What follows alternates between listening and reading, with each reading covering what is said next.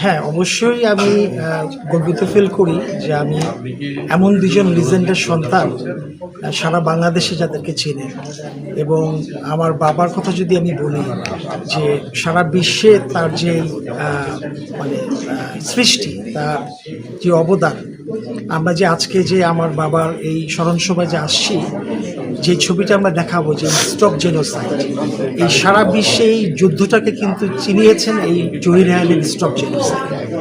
তো তার একজন সন্তান এবং আমার মা কোহিনুর আক্তার সুচন্দা দীর্ঘদিন যাবৎ আমাদের সানবিট সব দিবে সামাল।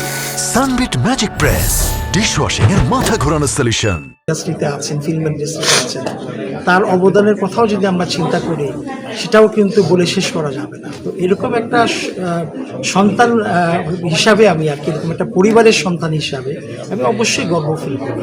আর যেটা বললেন আপনি যে আমি পাশাপাশি ব্যবসায়ী, হ্যাঁ, ব্যবসাটা আমার পেশা।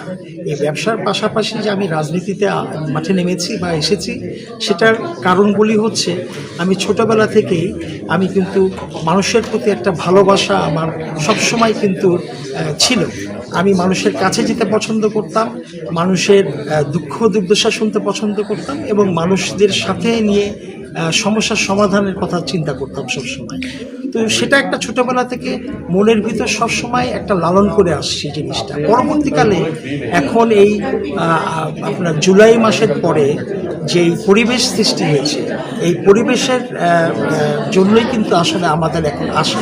কারণ আমি মনে করি যে আমাদের যে পারিবারিক পরিচয়, এই পরিচয়ে আমাদের আসাটা খুব জরুরি ছিল এই সময়।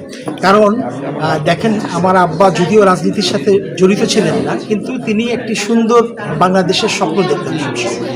তো সেখান থেকে আমি মানুষের জন্য কাজ করার জন্য সেই তাগিদে, সেই মানে সহযোগিতার একটা রাজনীতি তৈরি করার জন্যই কিন্তু আমার এই সময় রাজনীতিতে জি। সানবিট সব দিবে সামাল। সানবিট ম্যাজিক প্রেস ডিশওয়াশিং এর মাথা ঘোরানো সলিউশন।